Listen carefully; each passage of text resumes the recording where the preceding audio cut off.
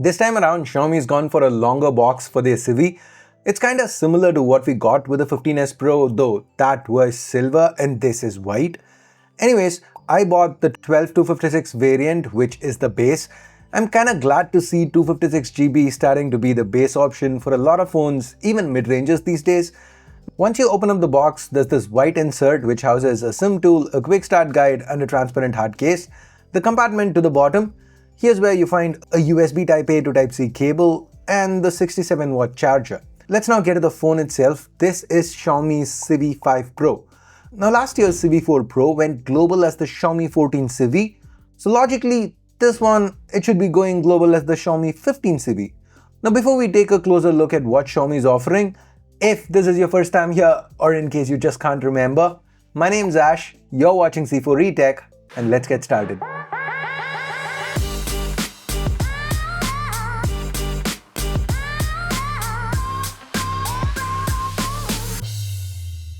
The Civi line is mainly targeted at women, so Xiaomi tries to keep these phones narrower and lighter than their other offerings with screens that are slightly smaller and offer them in pastel shades, though this time there is a coffee brown that looks super cool. One side effect of this approach is that battery capacity on Civi phones, they've typically been below average, but this time, thanks to improvements in battery tech, this phone gets a 28% bump in battery capacity. It sports a 6000 mAh battery, and Xiaomi's managed that while keeping the overall footprint very similar to that of its predecessor. And using that included 67-watt charger, this phone can be charged from 0 to 50 in just 20 minutes, with a full charge taking 50. Pretty good. Now the Civi 5 Pro does not have an official IP rating, that is a negative, and the fingerprint scanner placement, I find it too low. On a phone with say a 6.3-inch display, this placement would be fine, but here, I feel the Civi is still large enough that you're gonna have to do some hand gymnastics. It's not very comfortable, the placement. The power and volume keys though, they are placed just fine, easy to hit single-handed. There is nothing to the top or to the left. To the bottom, here we have the primary mic, speaker, the SIM tray and a USB to Type-C port. The frame here, it's metal, 7.5mm. The weight is about 185 grams. The back, it's frosted matte glass, so both the frame as well as the back, they're very resistant to fingerprints. Now this camera array, this is one of the biggest design changes this time.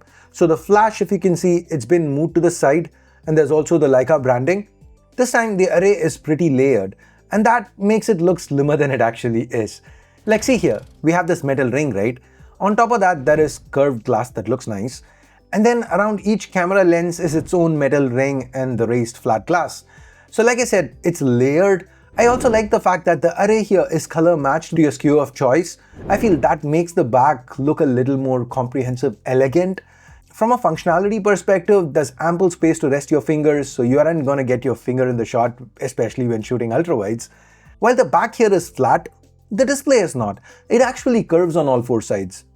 You don't usually see this combination, right? A back that's totally flat and a display that actually curves on all four sides.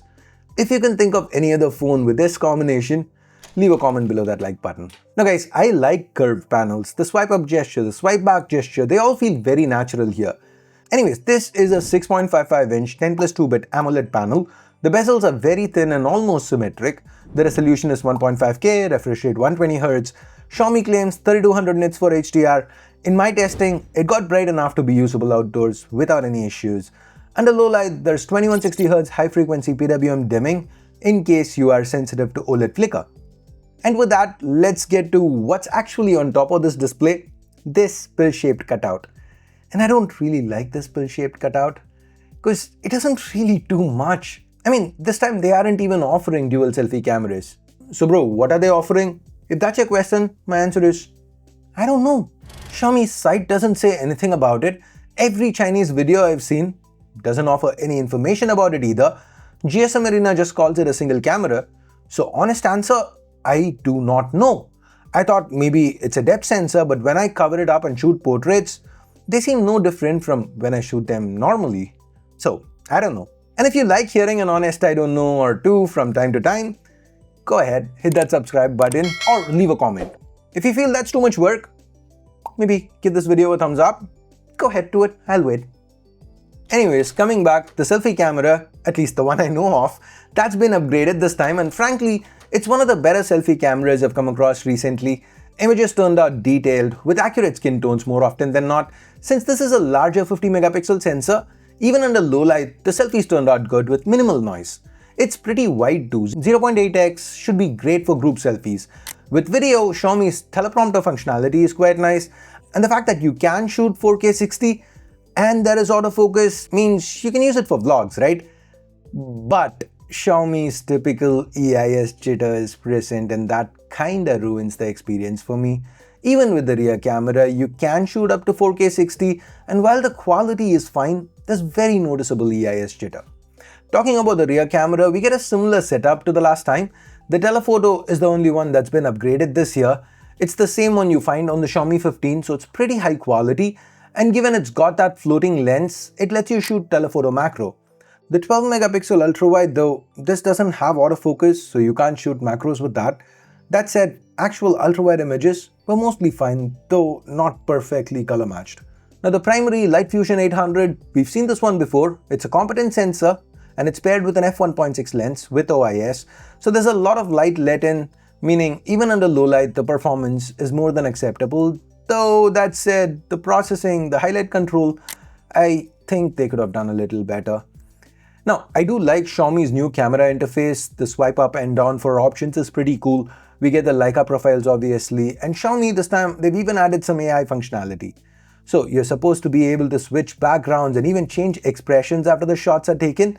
But sadly, I wasn't able to test these out because all this AI stuff, it's not happening on device, and whenever I tried to do it, I kept getting server errors. Anyways, moving on, under the hood, the Civi 5 Pro is powered by the Snapdragon 8S Gen 4. Now we've seen this chip in the past and it's typically run hot. Now, those chips that don't run hot on other brands, they tend to have issues on Xiaomi phones, throwing up that overheating message. And this here, given that it is the 8S Gen 4 that we've seen, and this is not even a performance-focused phone, it's a thin phone. So I went in with my mind set on seeing that overheating message like we saw on the Redmi Turbo 4 Pro. But I was very surprised to see that the stress test actually completed, and with a reasonably good 73% stability nonetheless. And here's the kicker, the phone was not even hot. It barely broke 40 degrees. I was very surprised, and pleasantly so. Now this phone in China, it starts at 29.99 RMB, converted prices should be on screen. I feel for that price, Xiaomi seems to have put together a very good phone, especially if you aren't focused on gaming and want a competent all-round phone that doesn't break the bank. And it is an all-round phone for the most part. It's got NFC and IR Blaster Wi-Fi 7 support, but it does have its fair share of flaws like that AIS jitter, the lack of an IP rating or wireless charging.